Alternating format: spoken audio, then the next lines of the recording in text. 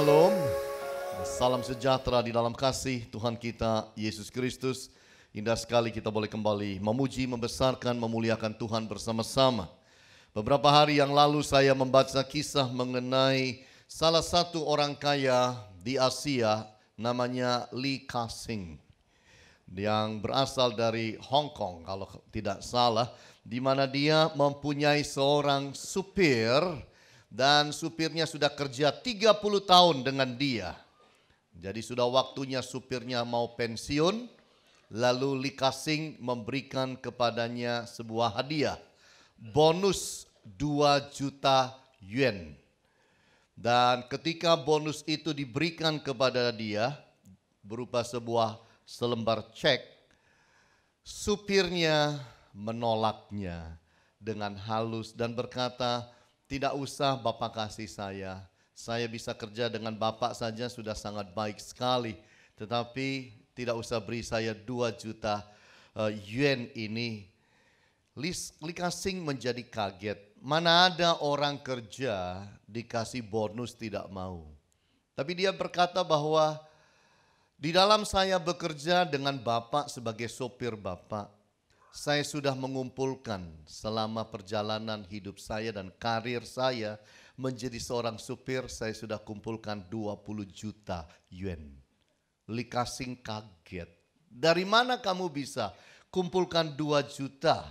Sedangkan kamu itu setahun cuma berapa ribu dolar saya berikan kepada kamu itu. Jadi setahun itu hanya beberapa ribu dolar. Tetapi kenapa kamu bisa kumpulkan sampai 20 juta yuan? Dia menjawab, setiap kali saya setir mobil, Bapak duduk di belakang. Kalau Bapak telepon-teleponan dengan company-company yang jual saham, Bapak beli saham apa? Saya dengar, saya pulang saya ikut beli kecil-kecilan.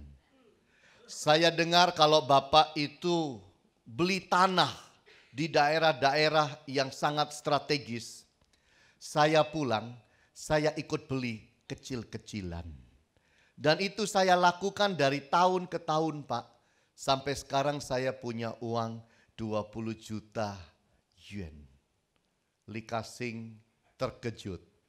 Rupa-rupanya pembicaraan dia yang ada di atas mobil dengan rekan bisnis, pemilik atau perusahaan saham, dan juga para real estate, rupa-rupanya semua didengar, dikopi habis-habisan dalam skala yang kecil, tetapi membawa satu berkah yang luar biasa bagi sang supir itu. Itu sebabnya supir rasa hutang budi, sehingga dikasih 2 juta yuan pun itu ditolak Bapak Ibu.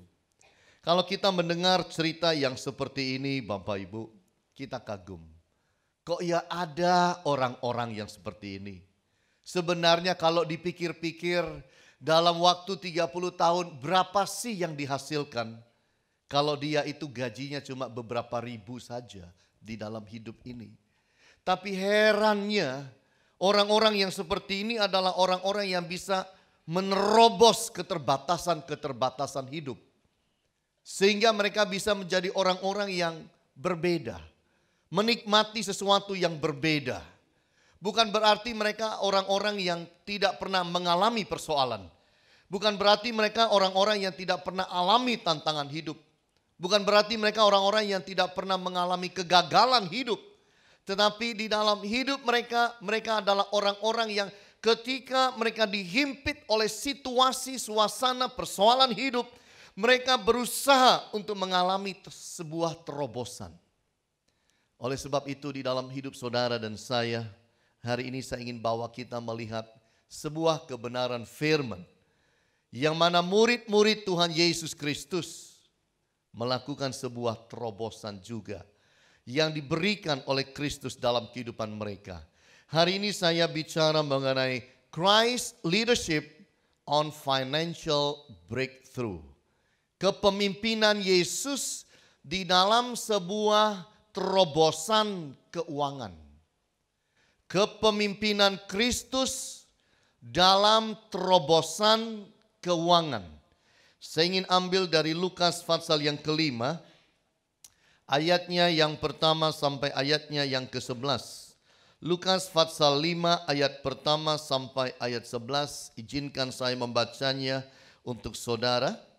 Pada suatu kali Yesus berdiri di pantai Danau Genesaret, sedang orang banyak mengerumuni dia hendak mendengarkan firman Allah. Ia melihat dua perahu di tepi pantai, nelayan-nelayannya telah turun dan sedang membasuh jalannya. Ia naik ke dalam salah satu perahu itu, yaitu perahu Simon, dan menyuruh dia supaya menolakkan perahunya sedikit jauh dari pantai. Lalu ia duduk dan mengajar orang banyak dari atas perahu. Setelah selesai berbicara, ia berkata kepada Simon, "Bertolaklah ke tempat yang dalam dan tebarkanlah jalamu untuk menangkap ikan." Simon menjawab, "Guru, telah sepanjang malam kami bekerja keras dan kami tidak menangkap apa-apa. Tetapi karena engkau menyuruhnya, aku akan menebarkan jala juga." Dan setelah mereka melakukannya, mereka menangkap sejumlah besar ikan, sehingga jala mereka mulai koyak. Lalu mereka memberi isyarat kepada teman-temannya di perahu yang lain supaya mereka datang membantunya. Dan mereka itu datang, lalu mereka bersama-sama mengisi kedua perahu itu dengan ikan hingga hampir tenggelam. Ketika Simon Petrus melihat hal itu, ia pun tersungkur di depan Yesus dan berkata, "Tuhan, pergilah daripadaku karena aku ini seorang berdosa." Sebab ia dan semua orang yang bersama-sama dengan dia takjub oleh karena banyaknya ikan yang mereka tangkap. Demikian juga Yakobus dan Yohanes, anak-anak Zebedeus yang menjadi teman Simon. Kata Yesus kepada Simon, "Jangan takut, mulai dari sekarang engkau akan menjala manusia." Dan sesudah mereka menghela perahu-perahunya ke darat, mereka pun meninggalkan segala sesuatu lalu mengikut Yesus. Bapak Ibu yang Tuhan Yesus kasih, di dalam ayat-ayat yang kita baca ini, kita mau melihat bagaimana Yesus memberikan sebuah terobosan dalam kehidupan murid-muridnya, khususnya Simon atau si Petrus, yang sudah semalam-malaman mencari ikan tapi tidak dapat. Berusaha menangkap ikan tapi di pagi hari mereka nol besar, tidak tangkap apa-apa. Nah, kita mau belajar bersama-sama prinsip-prinsip apa yang bisa membawa kita mengalami sebuah breakthrough. Kalau Allah lihat saudara dan saya dari sorga, apa yang membuat Allah tertarik untuk memberikan sebuah breakthrough secara keuangan, financial, ekonomi dalam hidup kita? Apa yang kita harus lakukan supaya breakthrough itu terjadi dalam kehidupan semua kita? Apalagi kalau kita berpikir dan mengetahui pasar semakin hari semakin lesu. Saya pergi Jakarta, orang Jakarta bilang, sekarang jual mobil lesu. 50% mobil tidak terjual di Jakarta. Di pameran pun tidak terjual dengan begitu banyak. Drop 50% sampai koran tidak mau memberitakan berapa nilai atau berapa banyak yang terjual karena memang drop. Sekarang ini ada yang berkata bahwa kita mau cicil mobil pun sampai 3 tahun itu juga bunganya 0%. Saking dropnya Bapak Ibu. Nah, disinilah kita mau belajar bersama-sama prinsip-prinsip apa yang bisa menolong kita, membawa kita mengalami sebuah breakthrough dalam kehidupan ekonomi kita. Yang pertama kita mau lihat lewat firman Tuhan ini, orang-orang yang mengalami breakthrough adalah orang-orang yang disebut a hard worker. Orang-orang yang disebut pekerja keras. Tuhan mau memberikan kepada orang-orang yang bekerja keras dan sungguh-sungguh sebuah breakthrough. Coba lihat itu di dalam ayatnya yang kelima. Simon bilang apa? "Guru, telah sepanjang malam kami bekerja keras." Jadi yang namanya Simon masuk di dalam kategori kerja keras. Semalam-malaman dia kerja keras sampai pagi tidak dapat hasil. Disinilah kita belajar Kenapa? Memang Yesus berikan breakthrough secara keuangan. Sampai dia bisa tangkap ikan begitu banyak. Sampai harus ditolong dengan perahu yang lain. Karena Petrus masuk dalam satu kategori Yesus untuk breakthrough, yaitu pekerja keras. Coba pikir dalam hidup saudara, sudahkah saudara sungguh-sungguh bekerja keras? Jangan-jangan belum terlalu. Jangan-jangan masih asal-asalan. Bapak Ibu, Allah itu mensupport pekerja keras. Pengkhotbah 9 ayat 10. Segala sesuatu yang dijumpai tanganmu untuk dikerjakan, kerjakanlah itu apa? Sekuat tenaga. Karena tidak ada pekerjaan, pertimbangan, pengetahuan dan hikmat dalam dunia, orang mati kemana engkau akan pergi. Jadi Allah itu kalau lihat orang kerja keras senang Bapak Ibu. Dia mau support orang yang kerja keras. Dalam Kejadian pasalnya yang ke-31 ayat 39 sampai 42. Yang diterkam oleh binatang buas tidak pernah aku bawa pulang, kata Yakub. Aku sendiri yang menggantinya. Yang dicuri orang baik waktu siang baik waktu malam selalu engkau tuntut daripadaku. Ini mertua kepada anak.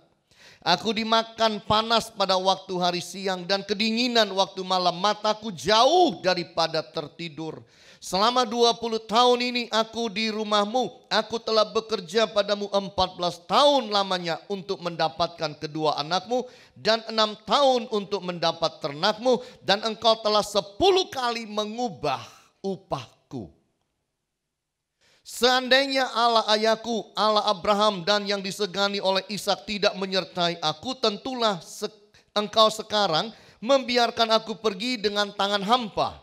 Tetapi kesengsaraanku dan jeripayaku telah diperhatikan Allah dan ia telah menjatuhkan putusan tadi malam. Apa yang dilakukan oleh Yakub? Seorang pekerja keras. Tidak bisa dia bawa apa-apa ke hadapan hadirat Allah kecuali menunjukkan, membuktikan saya sudah bekerja keras.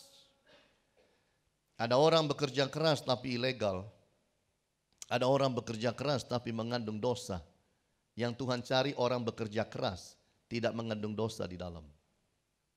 Buktikan kalau kita bekerja keras tanpa ada mengandung dosa di dalamnya. Maka saya yakin kita akan dibawa masuk Allah dalam kategori orang-orang yang akan menerima terobosan secara ekonomi. Kalau setuju boleh bilang amin. Amin Bapak Ibu. Kolose pasal yang ketiga ayatnya yang ke-23. Apapun juga yang kamu perbuat, perbuatlah dengan segenap hati. Seperti untuk Tuhan dan bukan untuk manusia. Ayat ini mengajarkan kita kalau lakukan sesuatu bukan hanya tangan, hati. Put your heart into your work. Taruhlah hatimu pada apa yang kau lakukan dan kerjakan. Supaya kita masuk dalam kategori Allah sebagai orang-orang yang patut menerima terobosan ekonomi dalam hidup. 1 Korintus 4 ayat 12. Paulus ini, kami melakukan pekerjaan tangan yang berat. Kalau kami dimaki, kami memberkati. Kalau kami dianiaya, kami sabar. Perhatikan kalimat yang pertama itu. Kami melakukan pekerjaan tangan yang berat. Allah itu mensupport pekerja keras. Jangan saudara pikir karena saudara itu berbahasa roh, jadi nggak usah kerja keras. Karena engkau itu sudah mengalami kepenuhan Roh Kudus, tidak perlu kerja keras. Jangan dipikir karena kita sudah melayani, tidak perlu kerja keras. Paulus pun kerja keras dalam pelayanannya. Oleh sebab itu kita harus hati-hati. Sebab Allah tidak support pemalas. Sama sekali Allah tidak mensupport pemalas. Seorang pemalas tidak masuk dalam kategori untuk mengalami terobosan rohani dan terobosan secara keuangan. Amsal 24 ayat 30. Aku melalui ladang seorang pemalas dan kebun anggur orang yang tidak berakal budi. Lihatlah semua itu ditumbuhi onak. tanahnya tertutup oleh jeruju, temboknya sudah roboh. Aku memandangnya, aku memperhatikannya, aku melihatnya dan menarik suatu pelajaran. Tidur sebentar lagi, mengantuk sebentar lagi, melipat tangan sebentar lagi untuk tinggal berbaring. Maka datanglah kemiskinan seperti seorang penyerbu dan kekurangan seperti orang yang bersenjata. Alkitab mengajarkan orang yang malas akan pasti diserang kemiskinan. Itu sebabnya kita harus hati-hati karena Tuhan tidak mensupport seorang pemalas. Dia support seorang pekerja keras. Kalau saudara mau dalam hidup masuk dalam kategori orang-orang yang mengalami breakthrough secara financial, buktikan pada Allah Anda kerja keras. Buktikan pada Allah Anda kerja dengan benar. Buktikan pada Allah bahwa Anda bekerja tanpa disertai embel-embel dosa dan macam-macam dalam hidup. Ini penting. Saya membaca kisah mengenai seorang bapak, seorang ayah punya anak-anak dan istri. Rumahnya ya sangat-sangat kecil, tinggal di apartemen yang kecil. Dan kemudian dia kerja keras. Sampai akhirnya anak-anak bilang, "Papa kok gak ada waktu buat kami sih anak-anak?" Tapi dia bilang, "Papa kan kerja buat kamu. Papa ini lakukan segala sesuatu di luar rumah, di luar apartemen ini untuk kamu, nak." Lalu dia berhasil pindah apartemen lebih besar. Dia kerja lagi, dia bahkan ambil pelajaran-pelajaran ekstra sehingga dia dapat pengetahuan yang jauh lebih banyak. Dia lebih berhasil, gaji naik lagi saudara, dan dia bisa pindah kemudian ke sebuah rumah. Dari mobil yang jelek diganti mobil yang bagus. Dari perabotan yang seadanya sekarang rumahnya penuh dengan perabotan yang sangat bagus.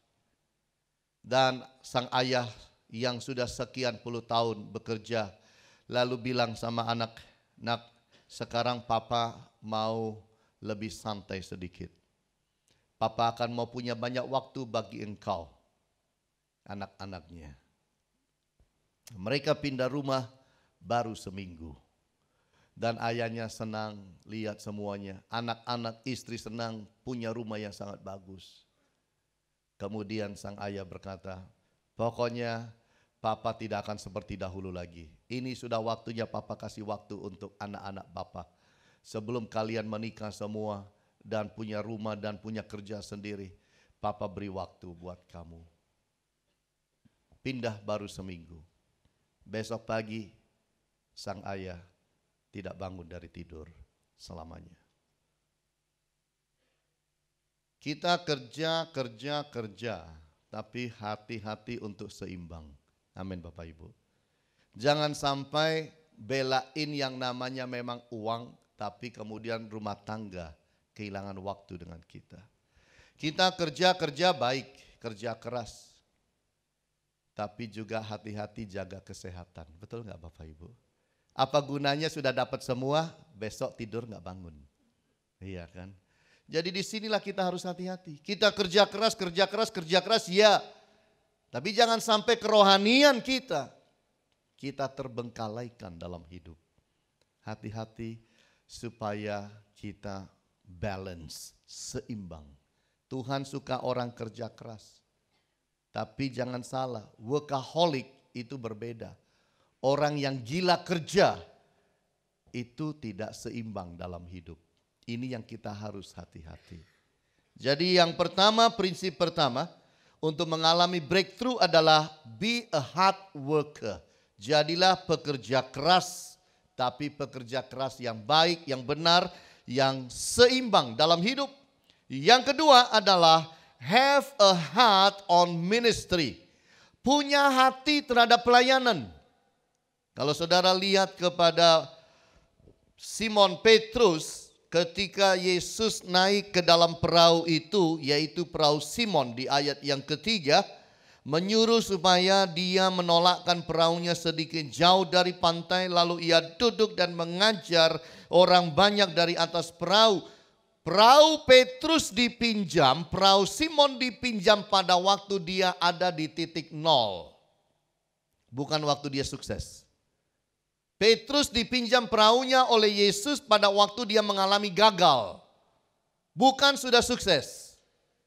Dan ini mengajarkan kepada kita, Bapak Ibu, supaya di dalam hidup ini, apapun status ekonomi, keuangan yang ada dalam diri kita, belajar tetap punya hati untuk melayani Tuhan.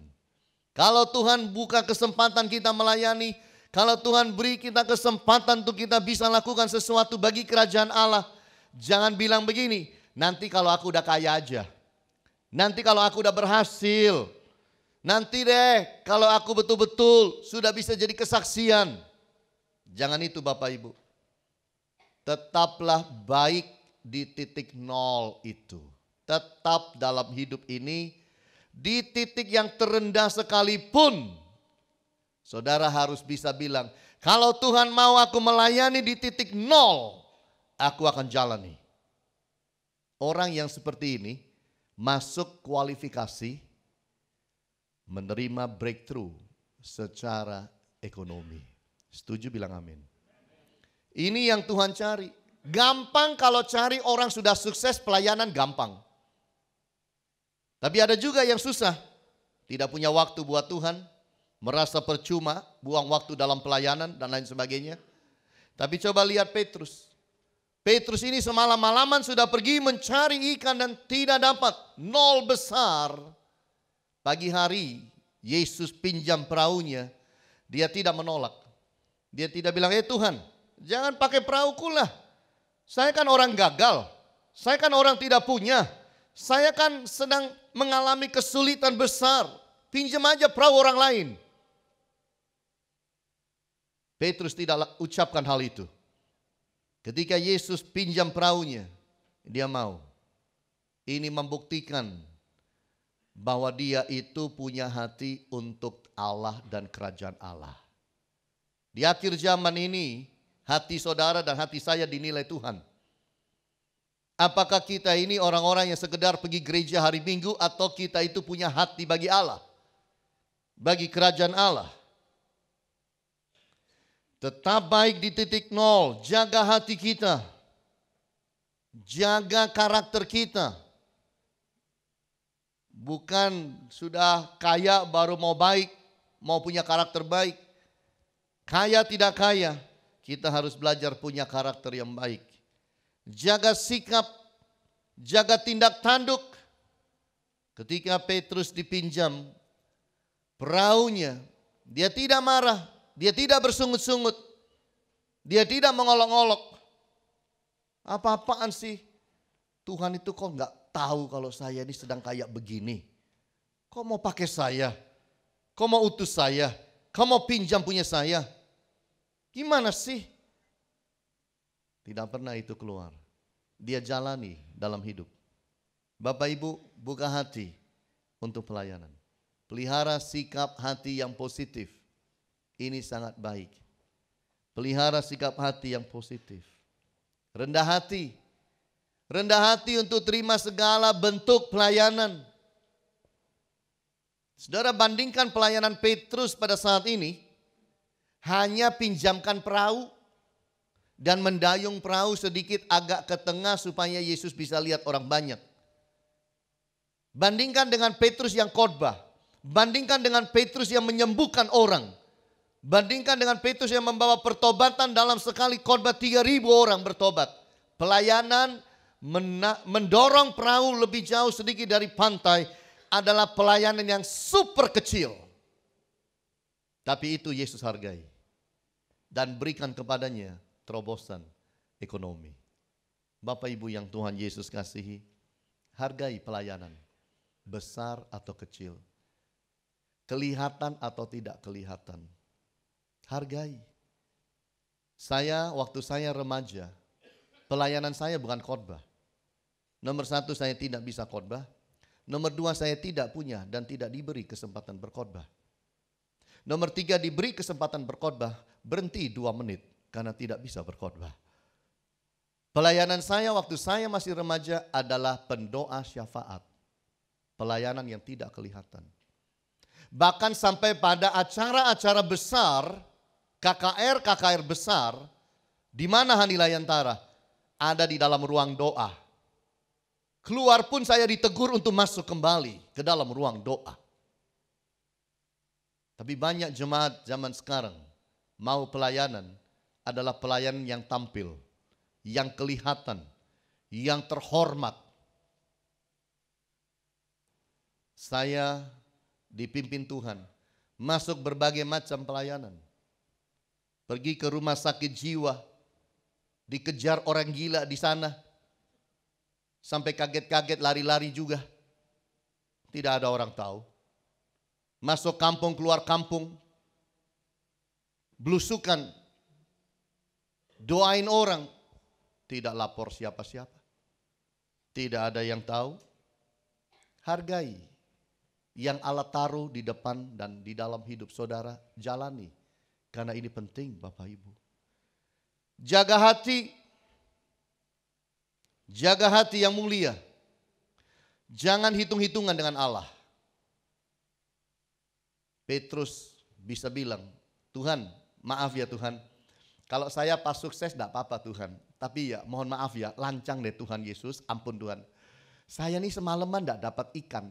Mumpung Tuhan pinjem, Tuhan pinjem 4 jam itu 200.000 Tuhan. Enggak ada begitu. Ini orang luar biasa. Tidak hitung-hitungan dengan Allah. Dalam pelayanan tidak dia hitung-hitungan dengan Allah. Walaupun ada di titik nol. Ini yang kita harus belajar. Kalau jadi manusia hitung-hitungan sama Allah, percaya saya, kita dihitung Allah minus kita ini. Kalau Tuhan bilang 1 kali tarik napas 1.000 rupiah.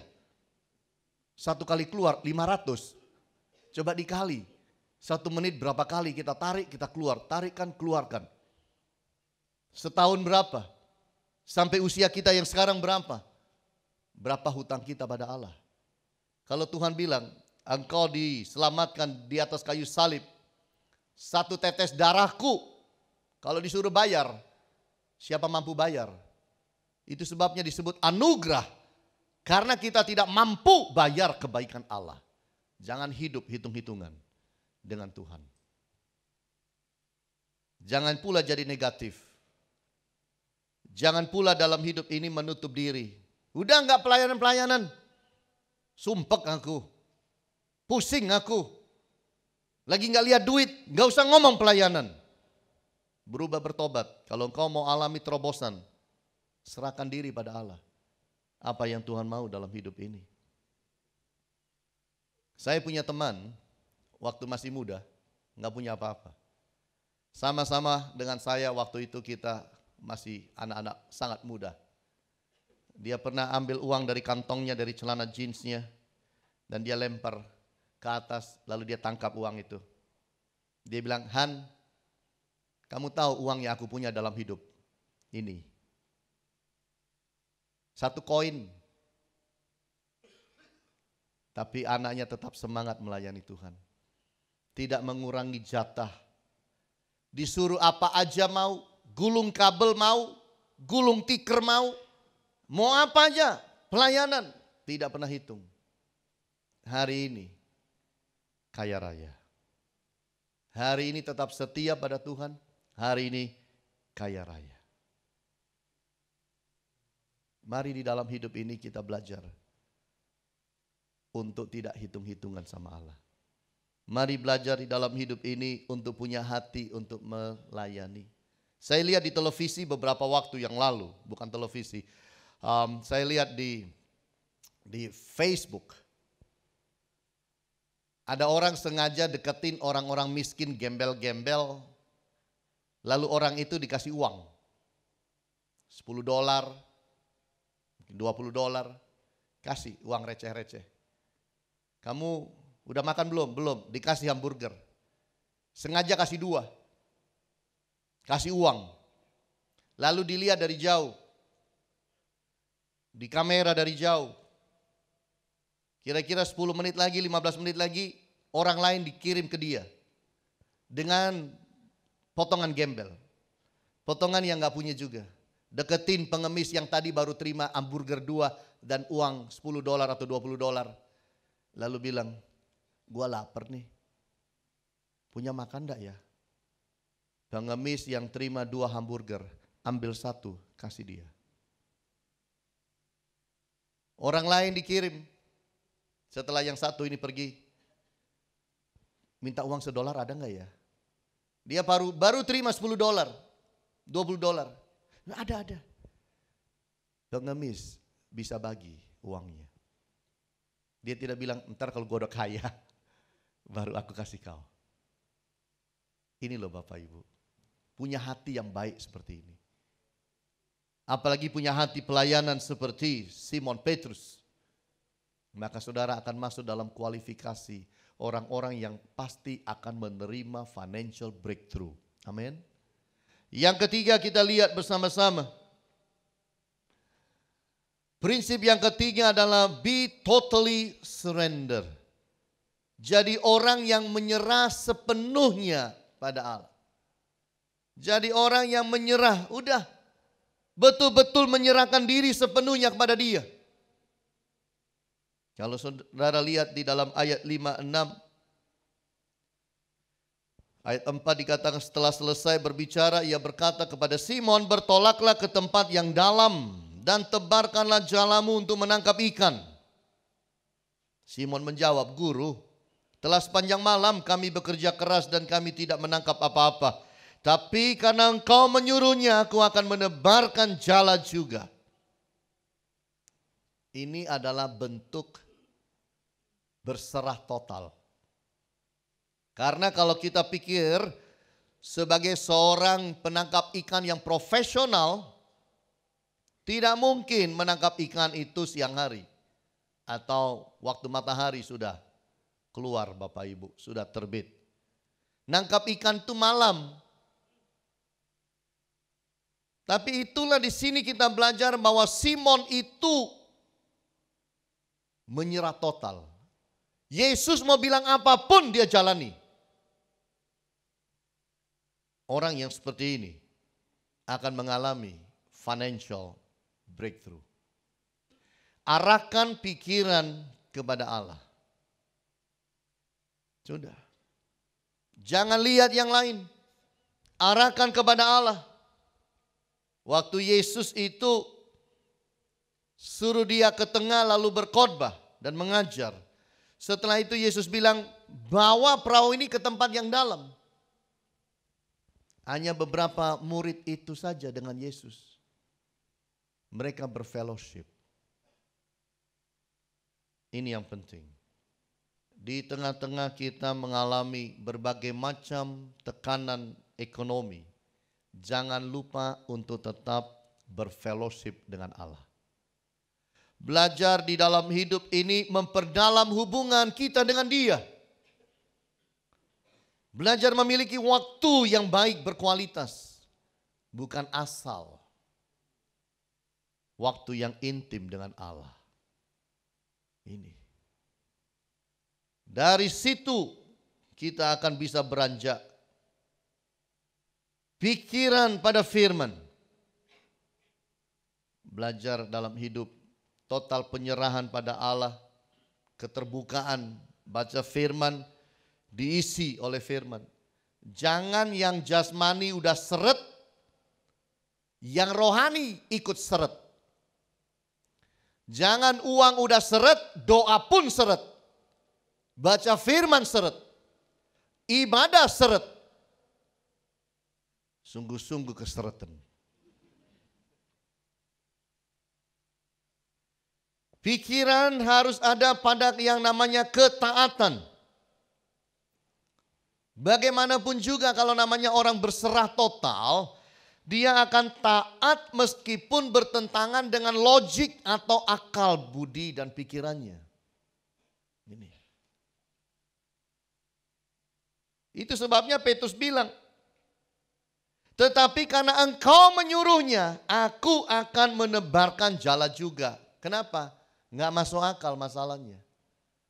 Yang disuruh oleh Yesus tidak masuk akal. Kok suruh mancing pada waktu matahari sudah tinggi? Malam aja nggak dapat, apalagi sekarang. Tapi ya itulah namanya ketaatan. Itulah yang namanya penyerahan total. Taat meskipun bertentangan dengan pengalaman hidup. Emangnya Petrus tidak pernah mancing di siang hari? Profesional mereka ini. Jadi tahu kalau pagi dan siang nggak akan bisa dapat banyak. Beda sama kalau malam. Lah kalau malam aja nggak dapat, apalagi pagi di mana matahari sudah naik. Taat meskipun bertentangan dengan keahlian, expertise, skill. Menurut ilmu yang saya pelajari, bukanlah seharusnya kita menangkap ikan pagi ini Tuhan Yesus. Engkau salah. Maafkan hambamu untuk mengatakan Yesus, engkau salah. Enggak itu. Tapi justru dia berkata, tetapi karena engkau menyuruhnya, aku akan menebarkan jala juga. Ini namanya berserah total. Orang yang sudah berserah total, itu sudah sangat dekat dengan breakthrough. Tuhan bilang kepada Abraham, persembahkan anakmu di salah satu gunung yang akan aku tunjukkan kepadamu. Padahal dia tahu ini anak perjanjian si Ishak.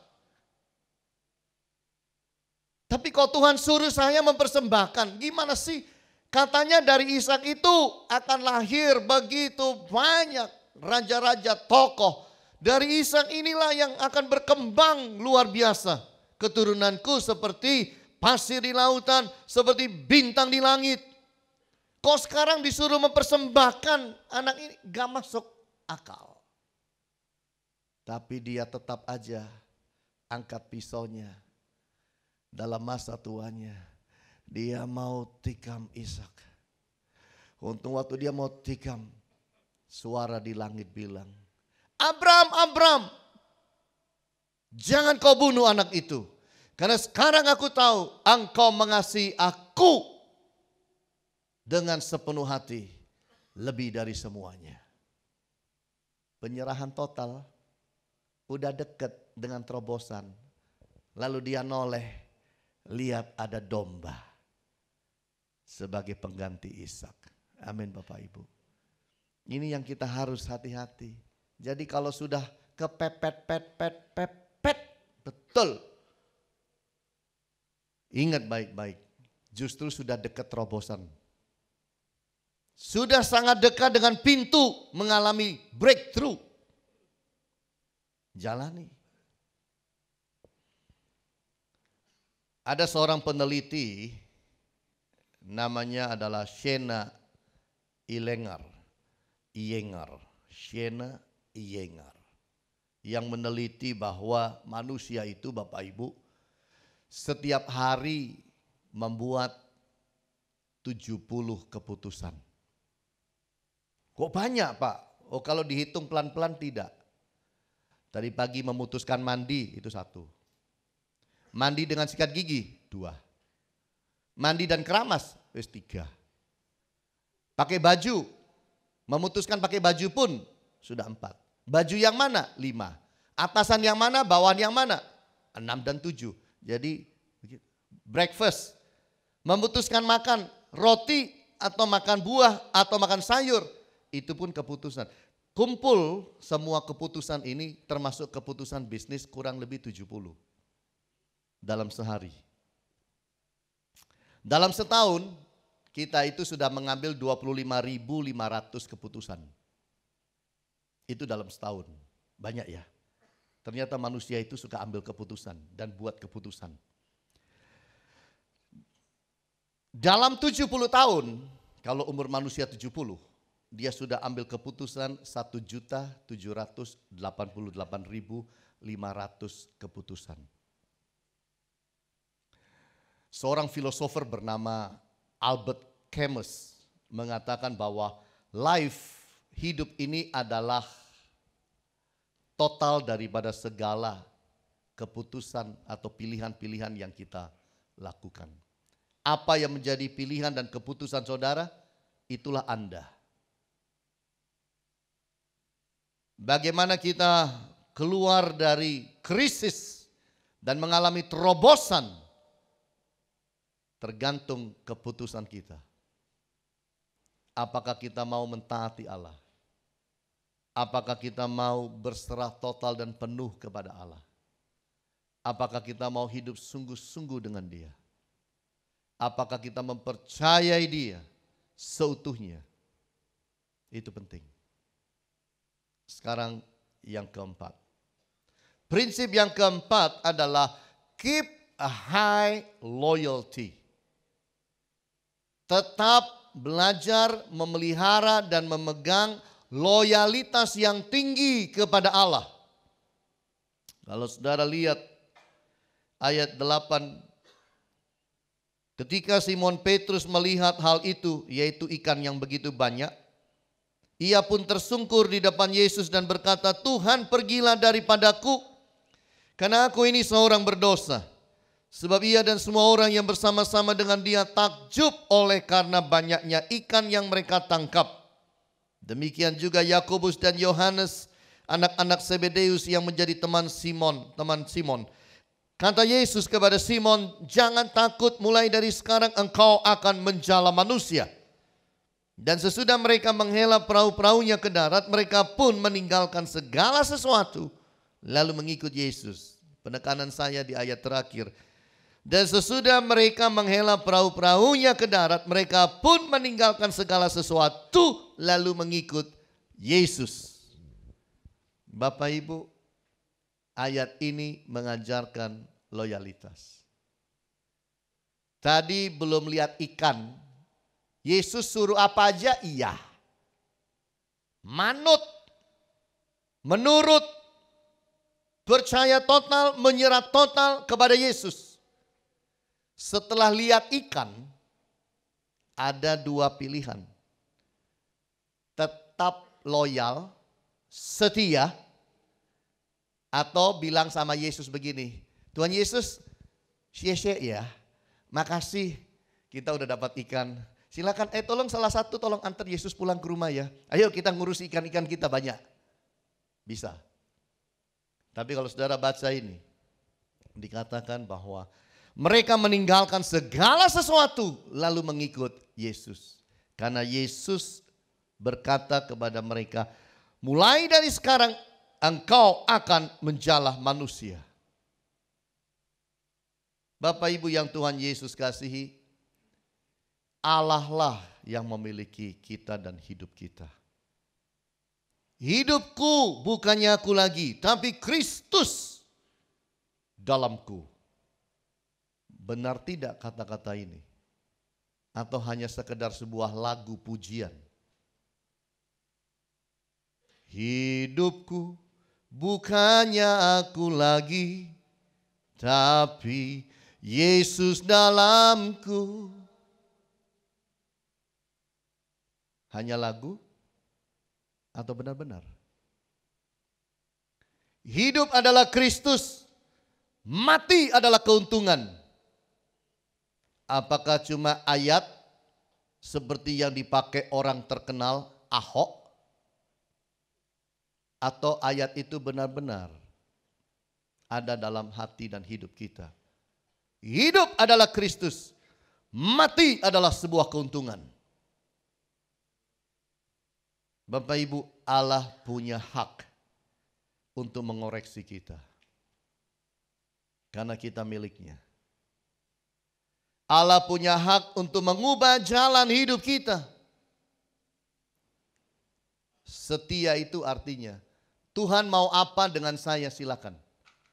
Tuhan mau punya rencana apa dengan saya, silakan Tuhan. Itu namanya setia kepada Allah. Ini yang harus kita miliki dalam hidup. Tanpa itu tidak bisa. kita tidak bisa hidup menyenangkan hati Tuhan. High loyalty. Kita harus punya satu loyalitas tinggi pada Allah. Berapa banyak orang Kristen setelah mengalami terobosan ekonomi, terobosan financial, lupa Tuhan. Berapa banyak yang setelah mengalami bantuan Allah dan pertolongan Allah, lupa Allah. 10 orang sakit kusta, 10 disembuhkan. Berapa yang kembali pada Yesus? 1. Mari belajar setia. Saat kita di titik 0 setia, saat kita diangkat naik di titik 100 di atas, setia. Bahkan Allah mau apa saja dengan kita, kita harus berani bilang, yes sir, ya Bapakku, ya komandan. Orang yang punya hati seperti ini, itu yang akan alami terobosan. Punyailah loyalitas sebelum berkat itu turun. Berjanji, mungkin bernasar, kalau engkau bawa aku keluar dari kesulitanku, aku berjanji Tuhan, Pak Hani suruh aku apa aja pelayanan, nurut deh Tuhan, karena Pak Hani hamba-Mu. Gitu. Amin Bapak Ibu. Kenapa yang amin cuma 4? Amin Bapak Ibu. Hidup kita ini milik Kristus. Kalau Tuhan bawa dan beri kita sebuah pelayanan, Tuhan angkat kita, Tuhan ubah jalur hidup kita. Tuhan beri rencana yang lebih baik. Belajar untuk berkata, yes my Lord. Ya Tuhanku, aku akan jalani. Orang-orang yang simpan hati yang seperti ini pasti mengalami terobosan financial. Pasti. Itu sebabnya hidup itu harus dekat dengan Tuhan. Apa gunanya harta kalau hati saudara kosong? Enggak ada guna.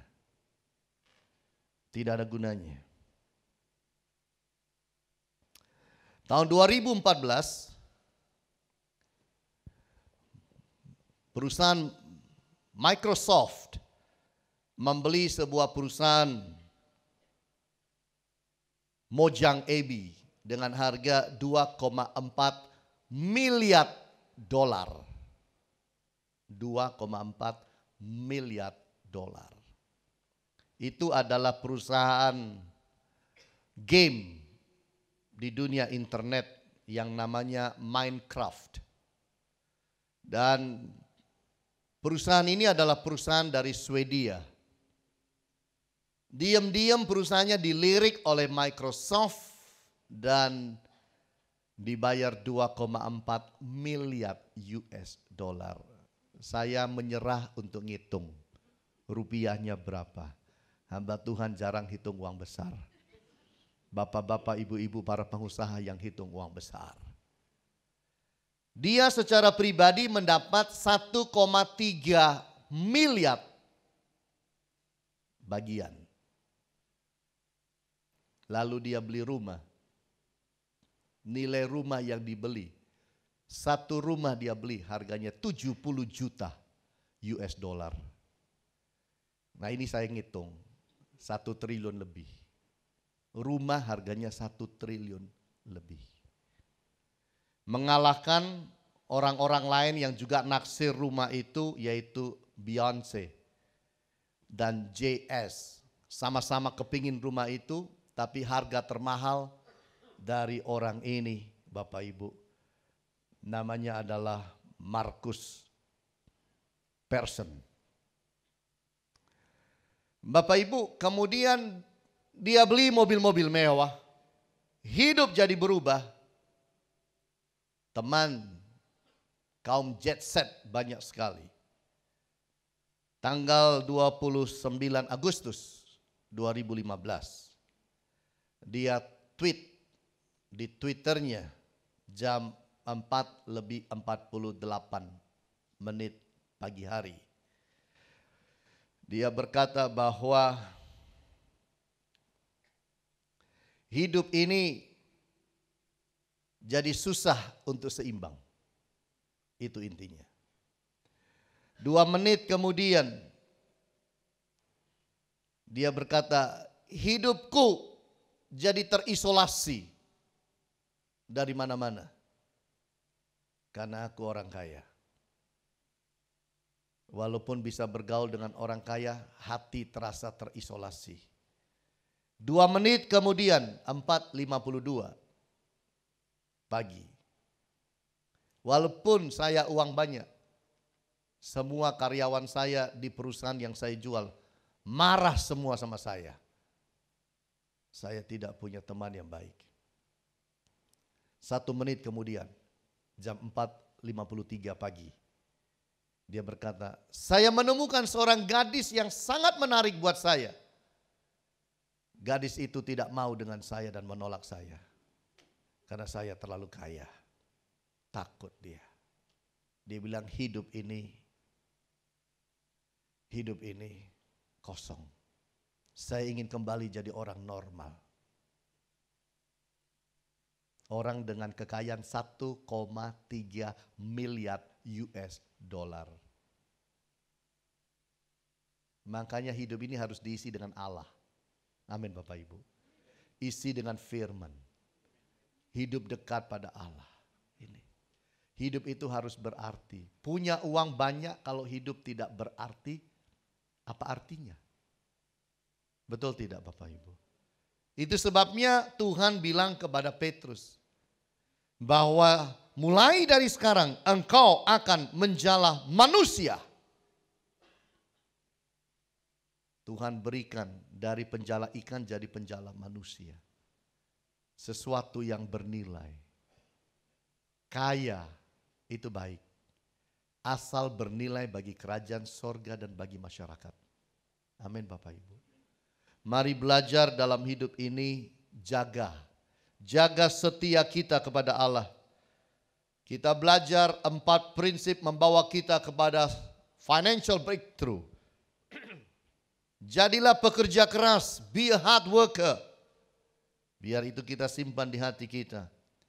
Nomor 2, have a heart on ministry. Punya hati melayani. Harus. Kita ini kan diciptakan untuk melayani, Bapak Ibu. Nomor 3, be totally surrender. Jadi orang yang sungguh-sungguh menyerah total kepada Allah. Dan yang keempat, berbicara mengenai keep a high loyalty. Setia yang kuat, sungguh setia. Yang luar biasa pada Allah. Orang yang punya 4 ini tidak perlu takut kalau dia ada di titik 0. Karena dia akan menjadi orang-orang yang seperti bola pingpong. Begitu dia di bawah, dia akan naik lagi kembali ke atas. Karena Allah yang akan mengangkat dia. Tuhan Yesus menyertai, memberkati kita semua. Haleluya. Amin.